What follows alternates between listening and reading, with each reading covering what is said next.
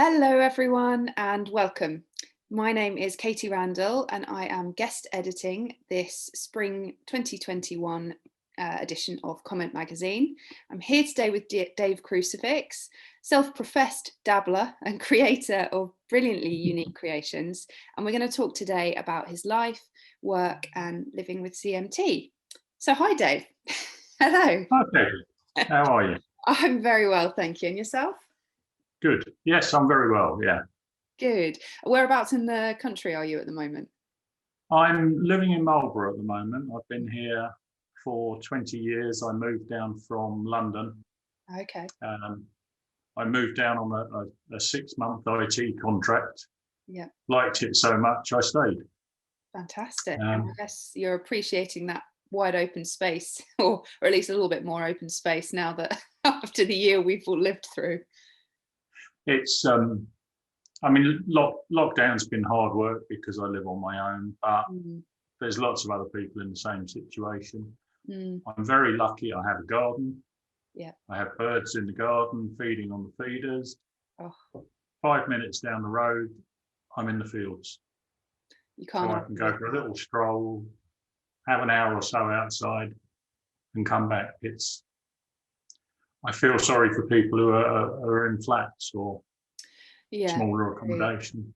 There's nothing that a little bit of bird song with a cup of tea in the morning can't fix. This is true. Grand. Well, I guess you started sort of introducing yourself a little bit, but can you just tell us a little bit more about sort of what you do, what makes you tick, and then maybe we'll talk a little bit about CMT in your life.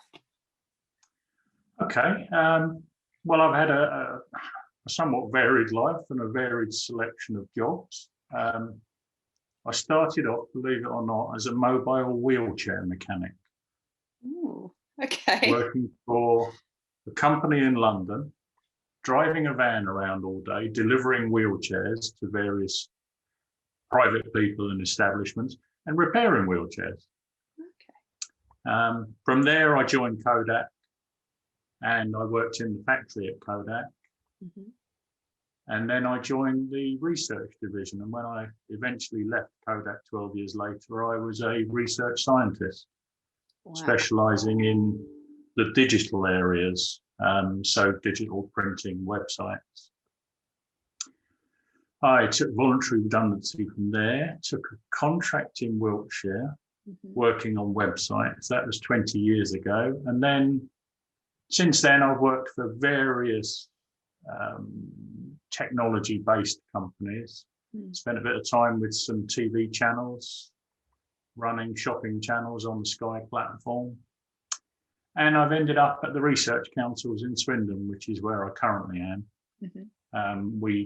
There's a small team of 4 of us. We design and develop websites for various organisations within the councils, like the Space Agency and BBSRC and various others. And I've always been a dabbler in all sorts of things. As all the best people are. Well, if it fires my mind, then I want to have a go and work out how to do it. CMT has caused some issues in that area. As you can imagine, my hands are a little bit weaker than they were. They're not quite so coordinated. But if we sit back and take a bit of time and think about things, we can normally work out how to do them. Yeah, I think that seems to be quite a strong theme sort of throughout your life, that kind of inquisitive mind. So obviously working in kind of research fields, and then also, as you say, this kind of creative sort of life you lead also, kind of drawing and inquisitive. I put a lot of it down to my parents, to be honest, who were very, if that person over there can do it, you can do it. So what they were basically saying was, there's someone over there who can do it. They've got nothing special. They're just another person. So if they can do it, you can do it. Have a go. Yeah. And they were brought up through rationing through the last war. So they were very much of a make, do and mend mentality. Of course. So we were always repairing things. We were always fixing things, making things, doing things. it was the way of life. It was how we lived. What a busy household. Did you have sort of siblings, and were you all kind of involved? I've got one sister who's 5 years older than me. So I suppose for the last few years at home, I was effectively like a single child, if you like. Mm-hmm. But yeah, we did lots of things together. I mean, one of my greatest memories is I was about 8 and my sister made me a toy garage for my cars for my birthday. Wow. So that's the sort of thing we got up to. Yeah. And Dad was, he was a policeman, but in his spare time, he liked to do carpentry and DIY. And he ended up doing lots of carvings. Wow. Yeah. And when you're in that sort of world inspired by things you're seeing, particularly when you're young, it does tend to kind of switch that sort of switch in your mind, flick the switch. Yeah, I think it's that nature or nurture argument. I mean, some people purely have a creative nature and they just run off with things. Other people are brought up in an environment which encourages that. I mean, we were always doing photography and printing our own photographs. So, yeah, I think creativity has been a reasonable string through my life. Yeah, definitely. And if you don't mind, may I ask you a little bit about your CMT?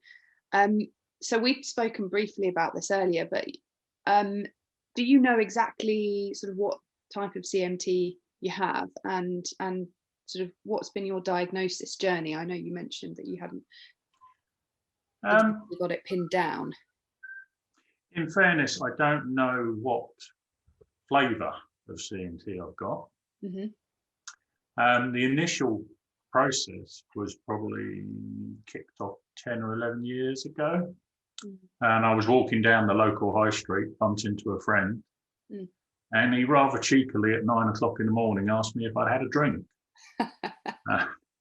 Which of course I set him straight on that no, I hadn't had a drink.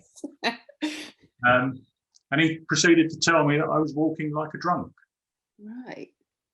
So bit of a shock if you're not expecting to be told that. Bit of a shock, and and at the same time, I was getting lots of back pain, lower back pain, sort of just above the hips. So I went to see the GP, whose suggestion was to see a physiotherapist for a sort of full body check, so she could look at, how I'm standing, how I'm walking. Within 5 minutes of being there, she said, "You don't need to see me, you need to see a neurologist because you have neuropathy in your lower legs." She said there's a lack of reflexes. That was it. Yeah. And your pressure when you push down with your foot is quite low. Yeah. That's kind of when the journey started. I then went to Swindon to see a neurologist. He did lots of investigative work and decided I had CIDP. Okay. So he put me on a course of treatment, which was IVIG so that was an infusion once a month. And I was on that for 4 years. Now, whether that was placebo effect or real, that made me feel better. Okay. My neurologist then changed, and my diagnosis then changed to CMT. Okay. And that was done purely on a physical wandering around, poking type examination. They get the hammer out and test your reflexes and yeah. That's the one. Yep. Sensations with the needle. Yeah, and the tuning fork and. Yeah, I know it well. So then we did a nerve conduction study as well with the needles in your arm and the voltages. Yeah. They were consistent with CMT. Okay. At this point, I wasn't still happy with this diagnosis because I couldn't understand how it had changed. So yeah, and when was this? Is this sort of, are we talking? This is about 7 years ago, 6 to 7 years ago. Okay. They sent me to Queen's Square where I saw a very nice gentleman. Must be said, I think the concern was more around the cost of the treatment that I was receiving rather than That's my personal perception. Mm. But he did again another physical evaluation and said it's definitely CMT. Okay. But we did genetic testing at that point, and they cannot find the genetic markers. And So that is really interesting, because for I mean, my experience is very much that it's come through a certain line in my family, and I can track it at least a few generations. there's no one in my family that either myself or my sister can think of that has had anything remotely similar. Gosh. Mm. And that goes back to certainly our grandparents. We can't go. We didn't know our great grandparents, so we can't go that far back. Mm. And certainly amongst cousins, and there's no influence at all. Gosh, that's interesting. So I'm the odd bod of the family. You're the special one. It's popped up. Well, I'm definitely special.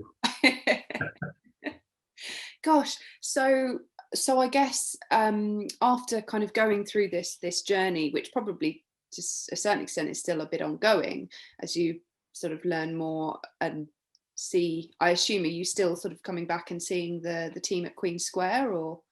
I haven't been to Queen Square for probably 5 years. Mm. I see my neurologist in Swindon once a year, Mm-hmm. but it's a very, very cursory appointment. Mm. How are things? Are things progressing worse? Has anything changed? Mm-hmm. Very, very high level. So in terms of ongoing care, I don't receive a great deal at all. Okay. Sorry, I should just flag as well for audiences that outside of London and that haven't been to Queen Square, I'm referring to the National Hospital for Neurology there in Queen Square, Russell Street, London. Okay, so how do you find sort of in your day-to-day life, how does sort of CMT affect you? Mainly in terms of balance, to be frankly honest. I stumble all over the place. I have a various collection of walking sticks dotted around the house that I use. Yeah. I also use Allard Blue Rocker ankle foot orthotics, which if anyone gets offered them, take them. They're great. They are absolutely brilliant. But I try to ignore it. Mm. Is the bottom line. It may not be the best tactic, but I try to just carry on with a normal life and just do everything anyone else can do. There's some obvious limitations. Climbing ladders is not probably the best idea. Yeah. And I do notice that my hands are weaker than they were. Mm. And dexterity is not as good as it was. I mean, I used to repair clocks years ago.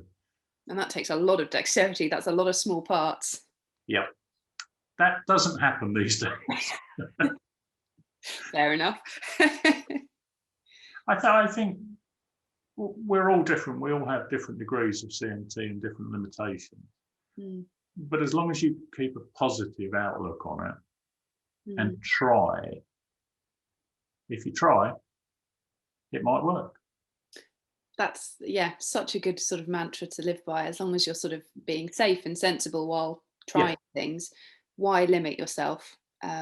Definitely. And you do have to be safe. I mean, when I work with wood now, I wear special cut-proof gloves because I know that my grip on tools is not as strong as it was. Okay. So my control of the tools is not as good. Yeah. So if I've got the safe gloves on, they've saved my fingers many times. A trusted companion for all creative work. Oh yes, definitely. I mean, it's interesting, isn't it? I often find the people that I know that do have sort of CMT, some kind of neuropathy, you do find their houses are littered with all sorts of little sort of implements, whether it be different types of walking sort of supports for your legs, or hand sort of things, or as you say, sticks, or special kind of gloves, things just to kind of help you get on with your sort of doing everything in daily life. And it seems quite characteristic. And you get used to having these things around, and it's not you use them every day, and it's not until someone else comes into the house and goes, "What's that?" Yes, yeah. And you go, "Oh, yeah, yeah, I do." That's Oh, just yeah. my thing. But I think, I mean, my mantra in the back of my mind is, I'm not disabled. I'm differently abled. Yeah, differently abled. That's really a powerful message, isn't it? That's But we do also have to accept that at times there are things that we just can't do. mm, And that's the bit I find very, very difficult, is mm. asking for help. Yeah. And I guess if you're sort of living, you're quite used to your own space, living independently, reaching out sometimes it can feel uncomfortable for us all. We've all been there. Yeah, and it feels a bit almost as if you failed. Mm, You haven't, mm. but it feels a bit that way, and we shouldn't feel that way. We need to be more open to ask for assistance, or I do. Yeah. No, I definitely think it's something we could all do better, Yeah, regardless of who you are, what impediments or sort of struggles you face. I think the human sort of natural condition is just to, for most people, get on and just do it on your own and yeah, no help needed. yeah. It's very true. Particularly coming from, as well, I guess, in your household, as you mentioned, your sort of parents, that sort of just get on and do it sort of spirit that. Very, very, very much so. It was, if you want it done, you best do it. Yeah. So with that in mind, what I guess was one of the first things that you remember making as a young person or young child I yourself? used to make models all the time, little Airfix models. Uh-huh. And I used to, they're tiny little things. They're only like 6 inches long or so. But I used to paint the pilots inside and the little dials on the dashboards and all that. All very schoolboyish, but it was fun, and I enjoyed it. And I remember when I must have been 7 or 8, we had an extension built on the back of the house. Mm-hmm. And Dad was the kind of man, and we were in a financial situation where we got a bricklayer in to build the brickwork and to do the foundations. Mm-hmm. Dad did the rest. Yeah. So I'd be there, as a young lad, mixing up concrete and stomping around on the concrete to settle it down, and all Getting the in. yeah, all the little things that you could do. Mm. Dad would just point you at it and go and have a go. What are you afraid of? Just Yeah. and explore. Get your hands dirty. Yeah. Oh, and gardening, they were always into gardening, so I was always in the garden digging things up or burying things or building the bonfires, or it was I was given the ability to think I could do things, which I think is a really powerful gift. Definitely. Yeah. And from there I progressed. I mean, I bought a moped when I was 16, which exploded on me. Oh no! While you were on it? Yeah, it just blew up. So Dad said to me, he said, well, we can't afford to get it fixed, so let's buy a manual and do it. And did you? Yeah. Wow. How long did it take? Was it how long until you were back on the roads again? About a month to rebuild the engine. And then, so that got me interested in motorbikes. So my next motorbike I bought was a non-runner, stripped it down to its last nut and bolt, resprayed everything, rebuilt the engine, and put that back on the road. Fantastic. And just for a no runner, is that what does that mean? The engine wouldn't work. Oh, right. Okay. You can tell I know a lot about it wouldn't start. You just couldn't start it. So I literally had to strip the whole engine down to the last nut and bolt and rebuild it. Okay. Then I got interested in cars. Did the same sort of thing with cars. Had all sorts of old British cars for a while. Wow. Bought my own house. That's when I started playing with wood and learning from stuff that Dad had taught me years ago. Yeah. And I've never had any training in any. No. any sort of craft or skill I've not had any training in.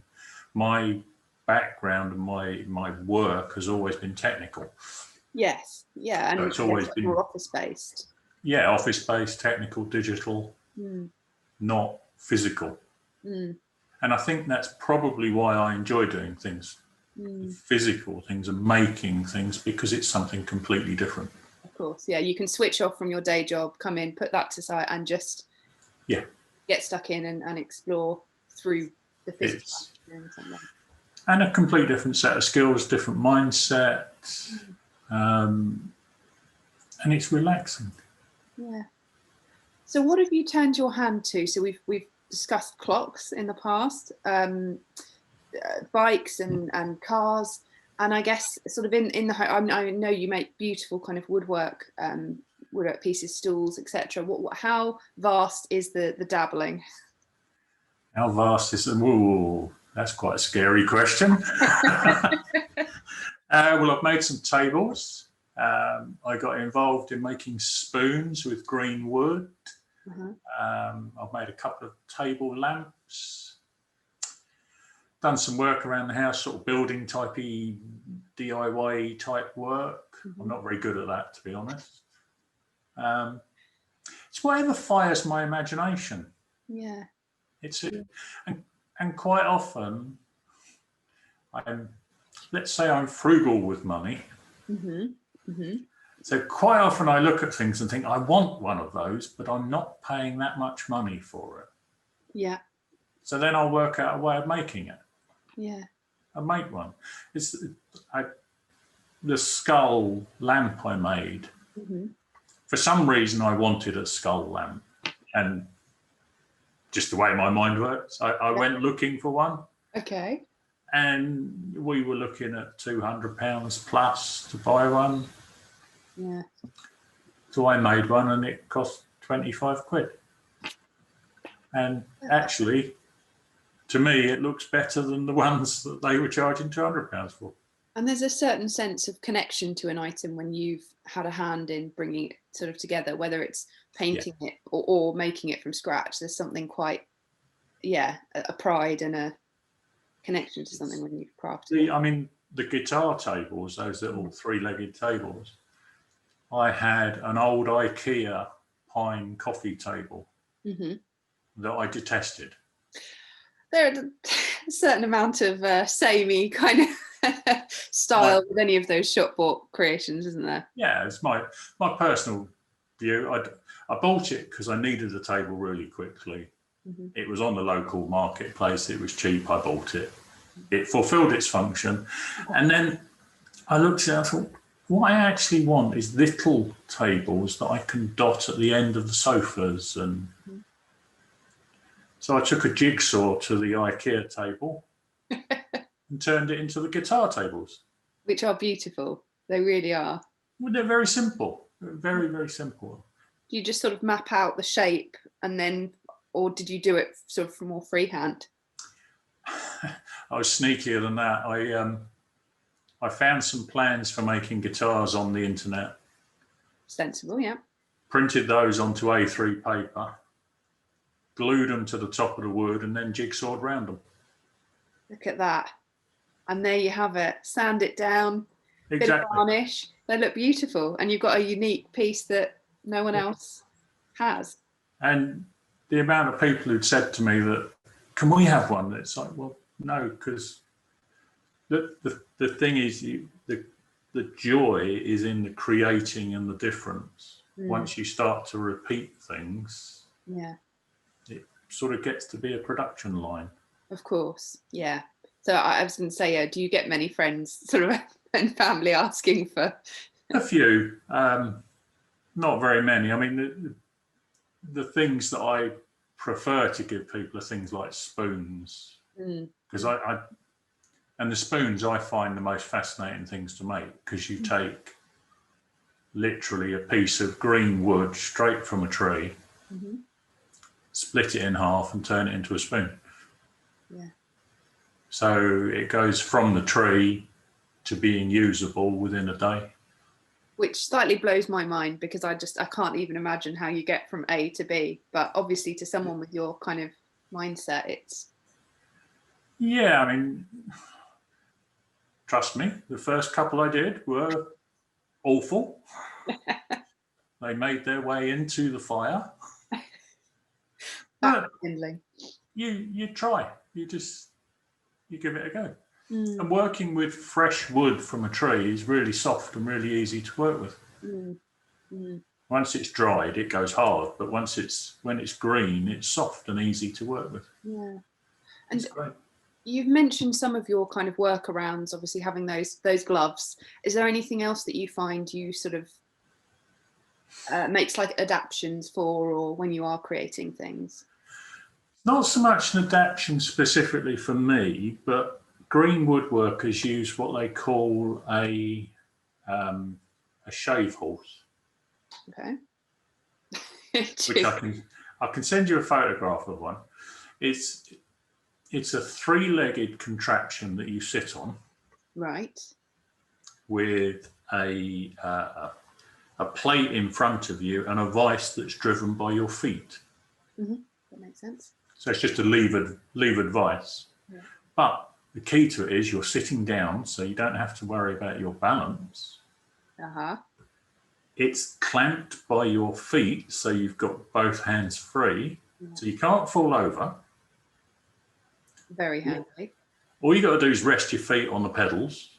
Yeah. And it clamps whatever you're working on. So how long till one of these shows up in your home, Dave? Or are they quite expensive if you're trying to make one? I made one. Yeah. Yeah. Brilliant. I needed one, so I made one. It's how does this phrase go? Necessity's the mother of invention. Indeed. Yes. So I needed one, so I made one. Since then, I've made a couple of attachments that go on top of it that let me do other things. So, I mean, initially it's for clamping straight, narrow pieces of wood, really. I've made an attachment that goes on top that enables me to hold spoons with it, so I can clamp a spoon and work with two hands on a spoon without having to hold the spoon. Yeah, sure. And it also works. I've started making walking sticks. Brilliant. Very handy. It is. It is. And well, here's one I made earlier. Here's one I'm fiddling with. So I mean, and this is the sort of thing that, yes, we have some problems with our hands. We have some weakness and some dexterity issues. But making these is very simple, because the joint here is a simple joint. And if anyone wanted any guidance on, how to do, I'm happy to offer that. But there's lots of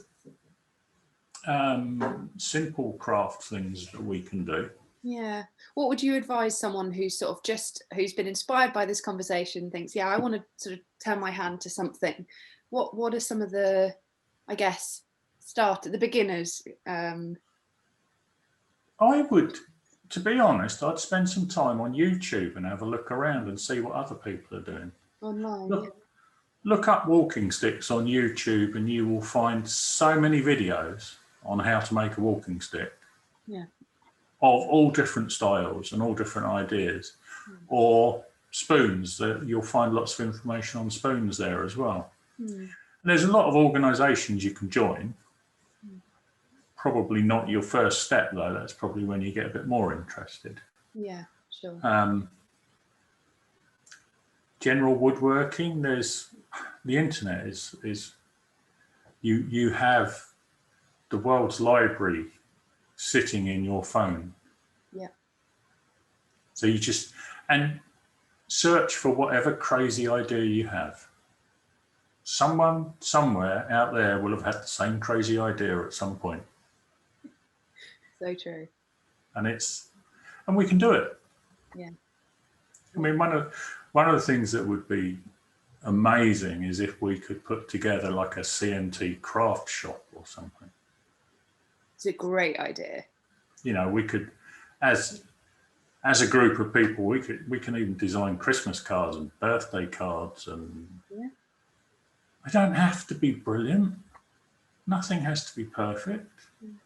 In fact, sometimes it's the imperfections that make things more special. Yeah. I mean, people look at those little guitar tables, and you've said yourself that they're very nice. But when I actually look at them, I know where the faults are. Of course. So it's a kind of part of the process. When you're creating something, it's not going to be perfect. You'll make a mistake. If it's a really, really bad mistake, you might have to throw it away. Back to the drawing board.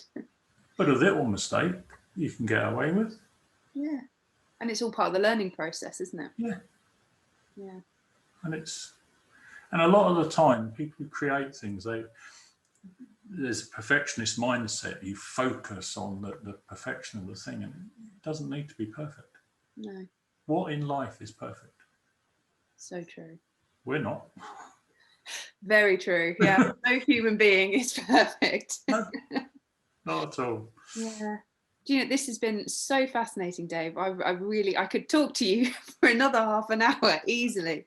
But I guess just to sort of round off what's been a really insightful conversation, is there anything else you think sort of worth sharing with people listening or watching this? Any kind of last words of advice? And I love your idea of the craft club, by the way. I think let's get to it. Famous last words, eh? Try. That's the most powerful word we've got. Yeah. We're all in different conditions. We all have different. CMT has different impacts on all of our lives. So we all have different abilities and capabilities. But we can all make something if we want to. And if it gives you pleasure, do it. Just enjoy it. Yeah, definitely. That's all. Thank you so much for what has been a brilliant conversation. It's been a pleasure. It really has been a pleasure. And I can't wait to seeing some of more of your creations as you try new things, turn your hands to new things. Yeah, that voyage of exploration. Exactly, which is what life is all about. Thank you so much, Dave. And thank you to our audience for watching.